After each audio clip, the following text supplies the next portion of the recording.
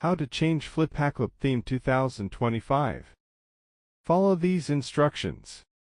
Open FlipaClip and tap the three-line menu icon at the top left corner of the screen to access settings. From the side menu that appears, tap on Settings to open the customization options for the app. Scroll through the settings page until you find the option labeled App Theme near the bottom area. Tap App Theme to open a new pop-up with light, dark, and system default theme options available. Select light for brightness, dark to relax your eyes, or system default to match your device's look. The new theme applies instantly, no restart needed. Your app will refresh with the selected theme style.